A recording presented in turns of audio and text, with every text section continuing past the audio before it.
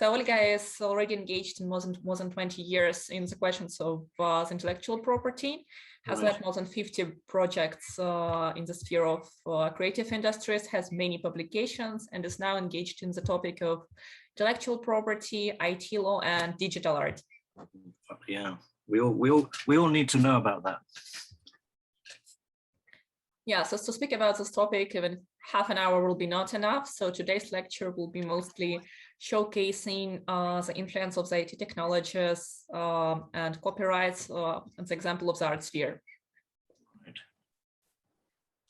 Getting back to our topic, just a second. Copyright in the digital age.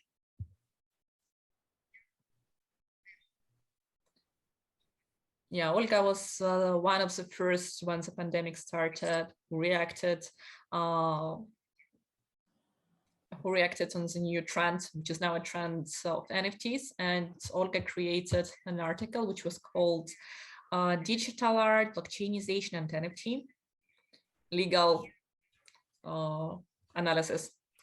And this article had more than a couple of thousand readings, and one of the most influential experts in the sphere of digital art, also a woman, Elena Zavelev, in the article in Forbes.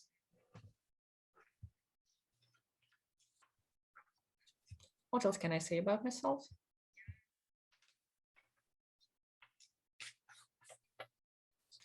Except for being a lawyer, I have also founded a company called Institute of Law, Technology and Innovation, which supports the educational and also legal projects in the spheres of creative industries.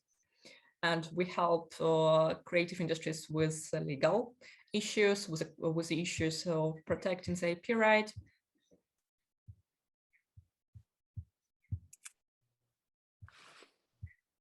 Together with the partners, Olga has founded the company V-Art.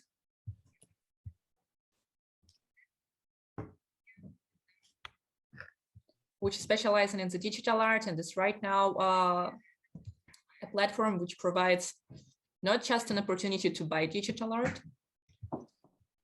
but also to do an operative management in the sphere of digital art.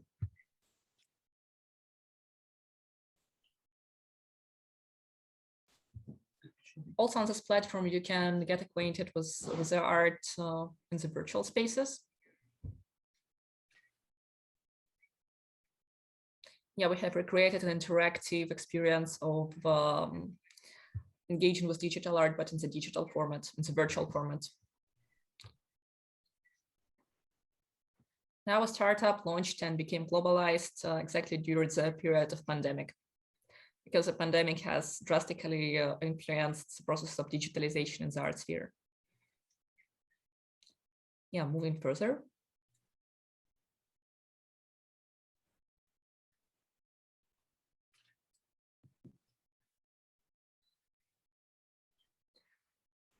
Today we will talk about a couple of stages. We'll dive into the history. We'll discuss the main trends of the digitalization in the sphere of art. Some say that the digitalization has reached the art sphere, one of the last ones. Because, for example, in the sphere of design, publishing,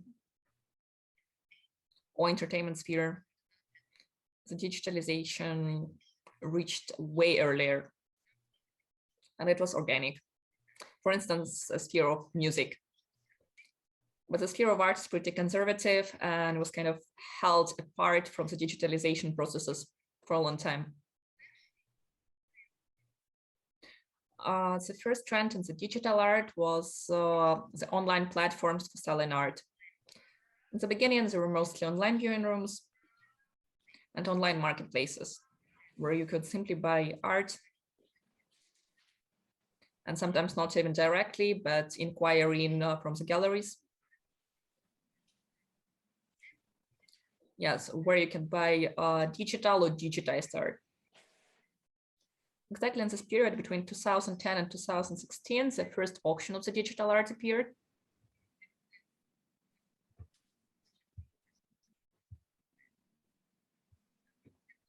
Instagram became to be widely used for selling the digital art. And of course, the generation of millennials became a new generation of collectors. So in 2015, the online art market was boosted by 24%. So it was the first trend which was also analyzed by the experts in the sphere. This period was not actually about the digital art, but mostly about the online art market.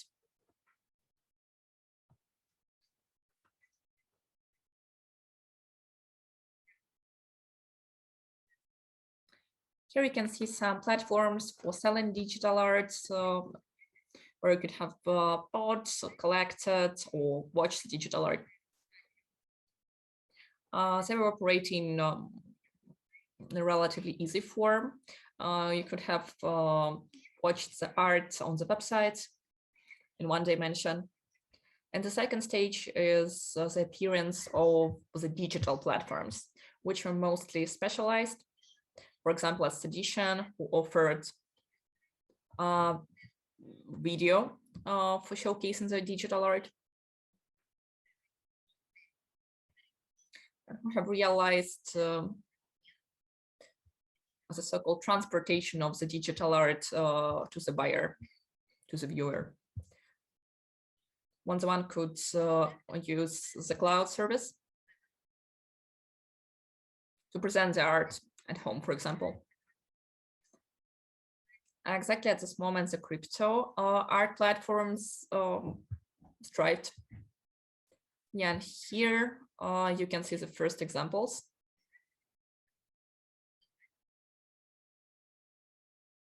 And it was in a relatively calm pace in the evolution process before the pandemic.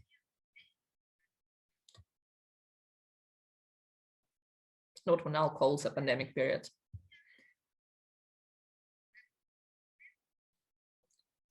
It was exactly the pandemic which influenced the sphere of art a lot, and not only in the bad way, but we can even say that in the good form.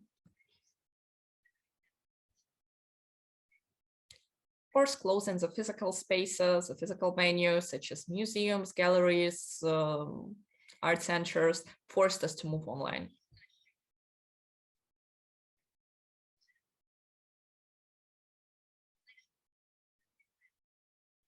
And of course, that's where the space for creativity was found. Everyone was trying to differentiate from another and make the process of accessing more interactive and more complex.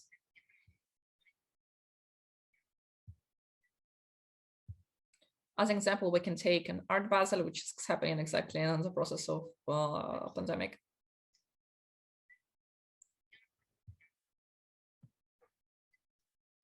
Where they have divided zones as in the physical space, but in the virtual format, have realized the option of the 3D viewing.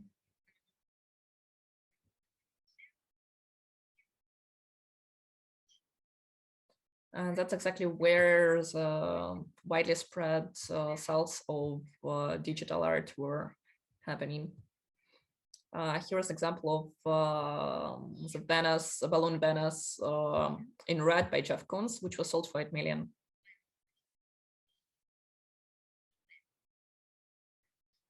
And online sales were raising up, but at the same time, we can see the other tendency when everybody moved online to the virtual reality as well.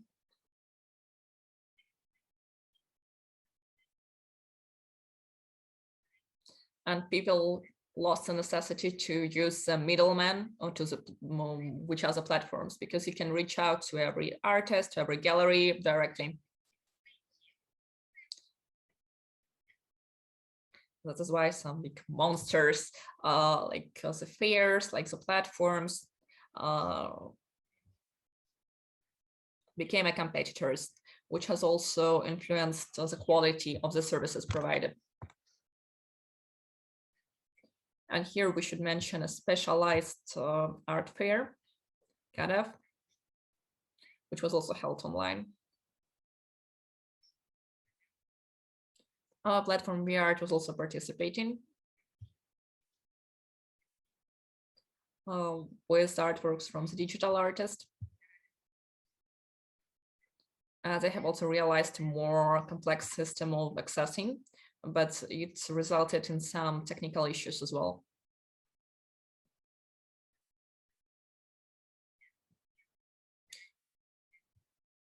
Obviously, digital art takes lots of space to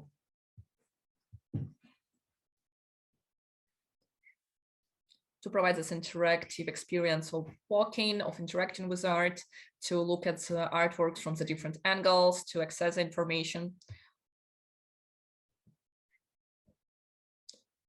All of which requires big databases and big volumes of data. So of course, the platforms can face some technical issues. But I think that with a pace of time, this question will be solved. So what can be said about the sphere of copyright, which we're discussing today, and how the online sales of art influenced the copyright sphere and the legal questions and IP protection?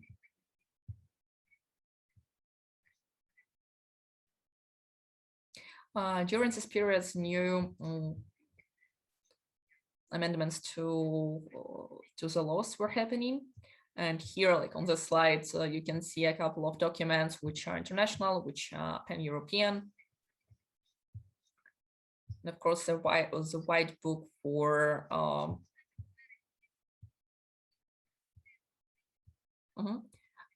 which was enforced in the US, was highly influenced by the online art market.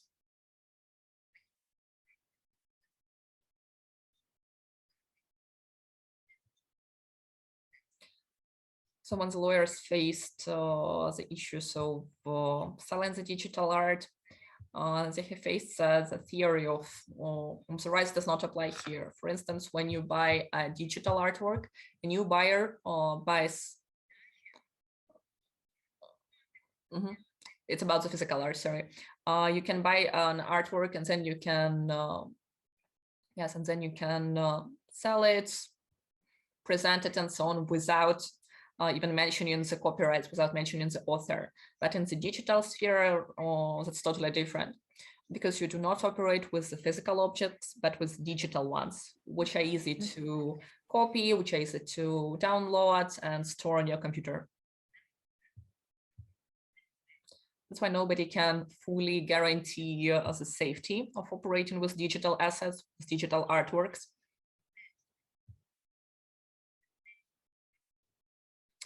And the safe and legal operation with the artworks cannot be fully guaranteed. That is why the expert decided to put the framework on this rights. So when you are buying digital artworks, you do not get the copyrights automatically. And for it, you need a license. You have to have an agreement with an artist to showcase the artworks on the platforms, download it, upload it to the marketplace, even in case you are an owner of this artwork, if you bought it.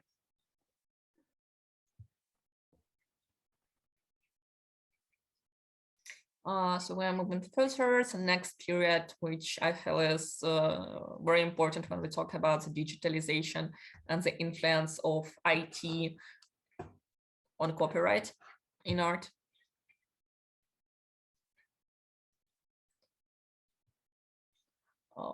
Yeah, we can emphasize the period between 2016 and 2019, because that's exactly the period when the blockchain comes to the art world. And the first crypto art platforms and crypto art in general and crypto art community appears. And the tokenization of art also comes in line with it. The first digital art museum and the first digital art fair were also launched in this period of time. And in general, what we now call a digital asset market. And we all have heard about a couple of very kind of widespread cases of selling the digital artworks. Yeah, we will start with an article which was published by Yulia Michalska in 2016 about the revolution which the blockchain created, and Bitcoin as well, and how they could change the art market.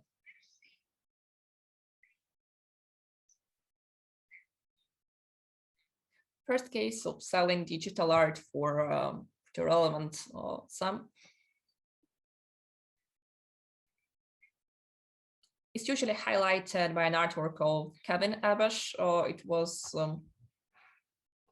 a photo of a potato, and the second one is a forever rose, which was sold for $1 million in cryptocurrency.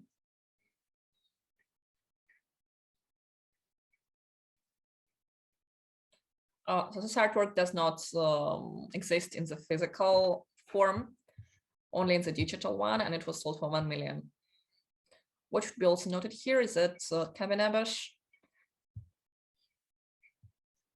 tokenized the artwork.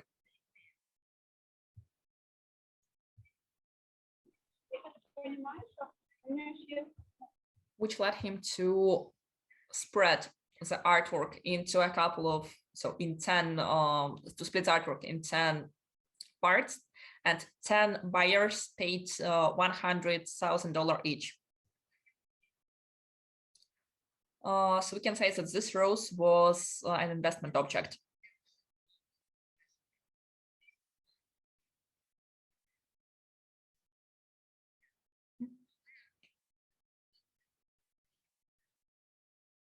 And the purpose of creating this work was not just a hype or PR, but also to promote this artwork and to raise the price of it with the first development, so that every buyer could have gotten more valuation for the artwork based on their share.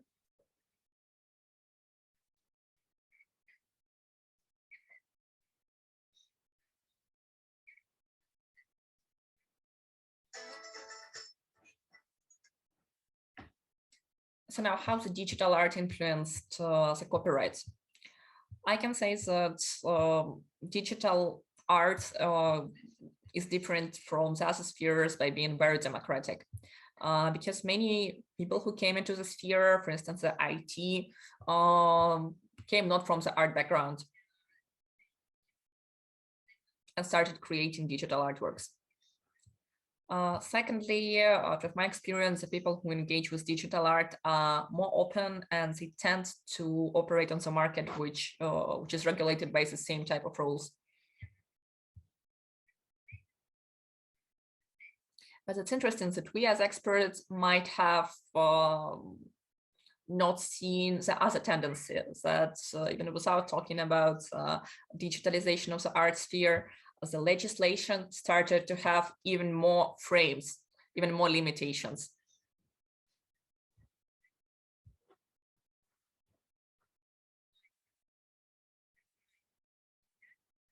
It's both about regulation of the copyrights and social media.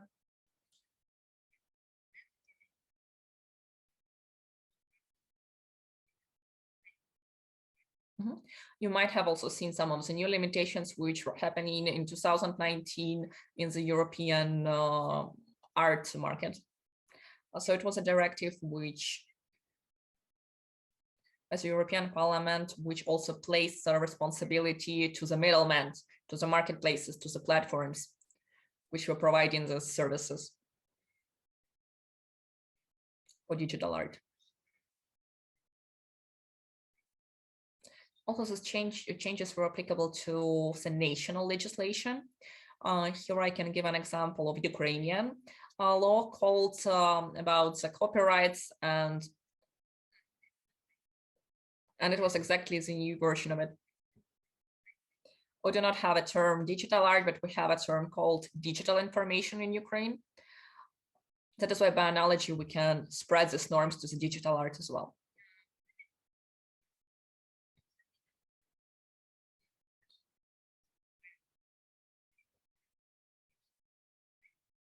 Also, during this period, the World Intellectual Property, WIPO in a short form, has presented a new service called Viper-Proof.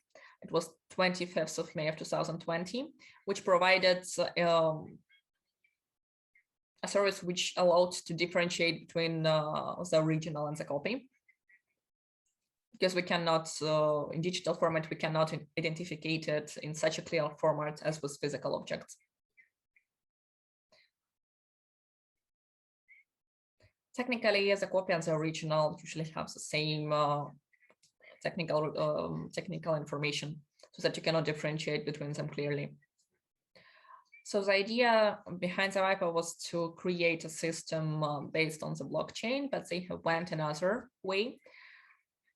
Also tokenization, when the object, the unique object, got a unique hash number, and this number was also put into the register, and the author got a certificate that they are an author for a certain period of time. So it included the timestamp, also with a name on it. And this service was and still is for payment, but it provided an additional proof of that you're an author. As you may know, the copyright does not occur at the moment of registration, but you have it from the moment of creating the work. But how to prove it was exactly solved additionally by the Viper-Proof.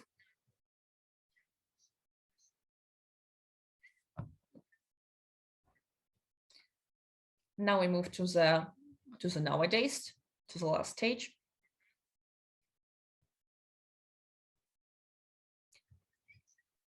Which is fully linked to us, to the period of pandemic when the world has changed drastically, especially in the art sphere. Because prior to 2020, many people asked, what is digital art? And only the experts could have answered this question clearly. But now this topic is widespread and discussed everywhere. Why? Because the digitalization of the art sphere has happened. And sometimes this digitalization was leading to some level of hype.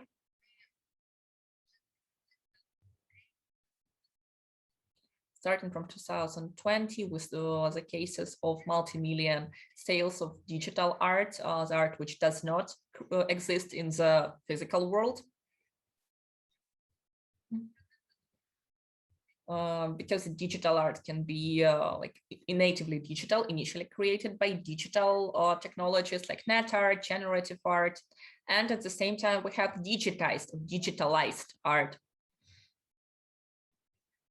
Of course, what has already faced them previously, because everything which was copied or photographed was called a digital reproduction. But of course, here we talk about the digital art and the format, how it should be in the 21st century. So during this time, the transfer to the virtual reality has occurred. We are now acquainted with interacting with art from the screens. And that's exactly when the three magical letters NFT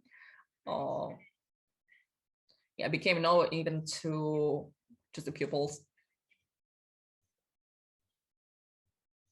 This topic was not engaging only a small circle of people who were in the sphere, but also a broad audience.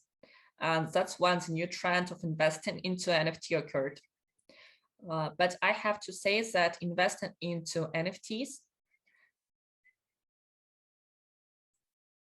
is not in any way different from investing into the objects which exist in a single format.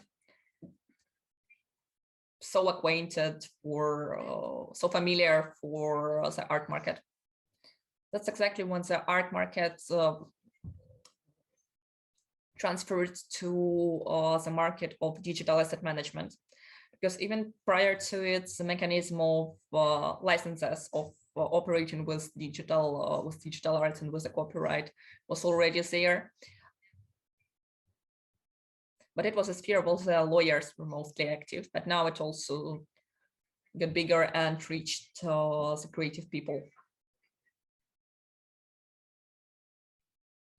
So what are the purposes? For the exclusive buy, for using, for creative use of the objects in your further works, or for instance, for demonstrating art in different virtual spaces.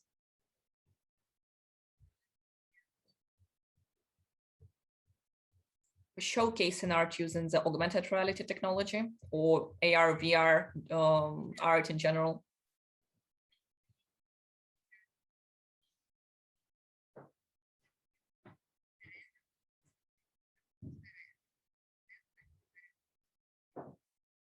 So it's exactly where the sphere of copyrights and the digital art were intersected. And that's when we've seen the most loud and the most best-selling sales. Yeah, maybe many of you know this guys, the CryptoPunks.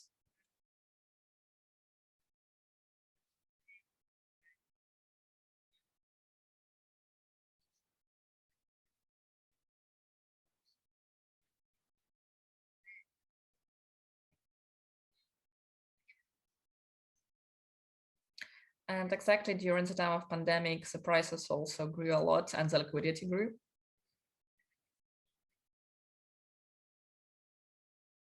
That's where the multi-million sales occurred. There were also 8 and almost 12 million sales of these unique heads of CryptoPunks.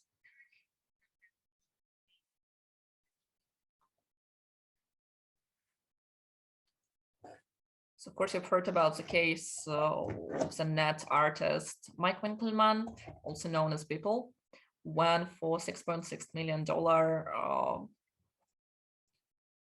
was bought the second work, the first work, and then the auction was closed by Christies at $69.3 million. It was also unable to happen during the pandemic time. There is a famous case which also showcases the touch of IT sphere on the art. It's a collaboration of Tron and Christies, when the founder of Tron, Justin Sun,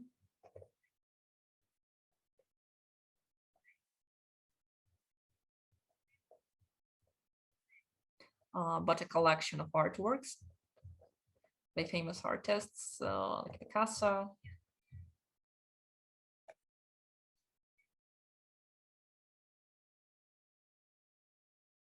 and also Andy Warhol.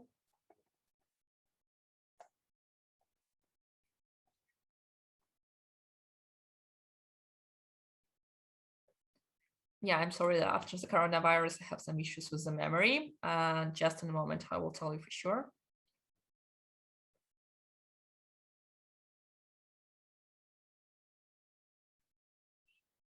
And Andy Warhol. He bought a collection from the two artists for the total sum of 20 million and digitalized these artworks and also tokenized them and transferred them to NFTs. By that means he showcased the legal experience of transferring the physical art into the digital. And also demonstrated an interesting case of investing into digital art.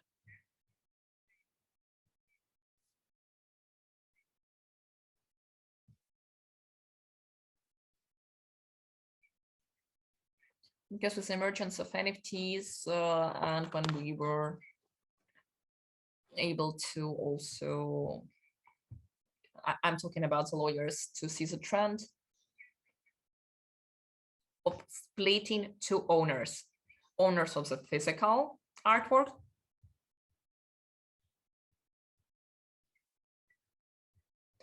and the owner of the virtual analog of it. So not always the owner of the physical artwork was also an owner of the digital artwork. They could have been totally different people.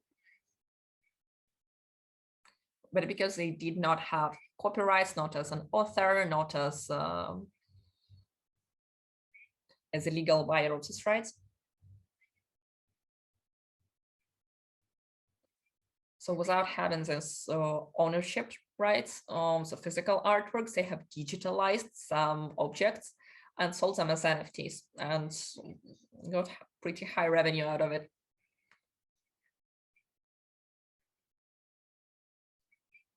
There were a couple of famous cases, but neither of them came to the court.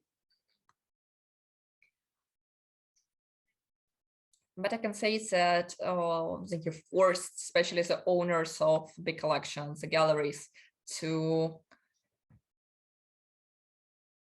take care of these issues and take this process into their hands and tokenize or digitalize the art,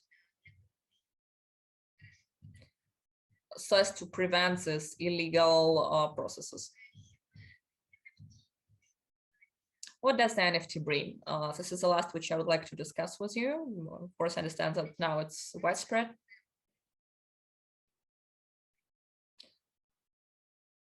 This is a type of token which is non-fungible. So it provides an opportunity to operate with an object which is unique.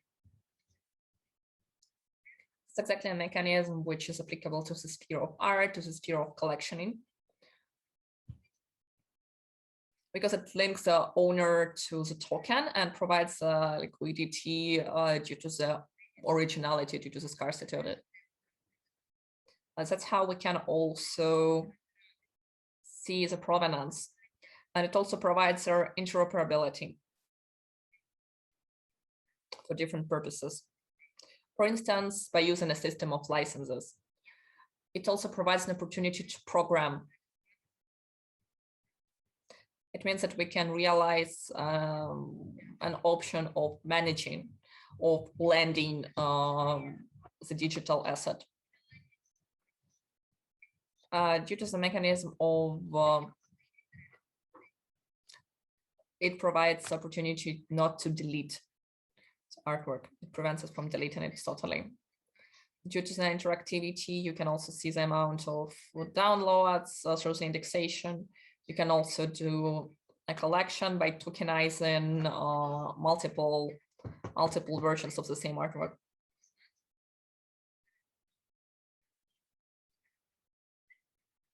But the legislation does not keep in pace with these processes. In Ukraine, the new law about the digital assets was enforced a couple of weeks ago, but it does not comply with the digital artworks. So what's also important to notice that except for ERC 721, also new types of tokens were occurring, which for instance provides the mechanism of licenses for digital art. There is a token which is for multiple objects, which is kind of half non-fungible. We also have ERC 1190. This is a relatively new one, which provides you a license and provides you a right to get the resale royalty after every use of the artwork. Yes, and due to the blockchain technology, it all gets linked. Yeah, so that's all. The 30 minutes of the presentations are over, and now on the screen you can see a screenshot from our platform V-Art, and how in fact the sale of the digital art can occur in gallery. First of all, it's the walk-in process with a high quality where you can get acquainted with the artworks. Some objects are moving, some of them are static ones. You can see what the artwork is about, who is an author. You can also discuss it with other visitors of this gallery on the virtual chat. You can also buy the artwork and also buy it for different purposes. So in fact, the platform is providing and will provide even more options for managing the digital artworks. And this QR code leads to the V-Art website. Maybe you will be interested.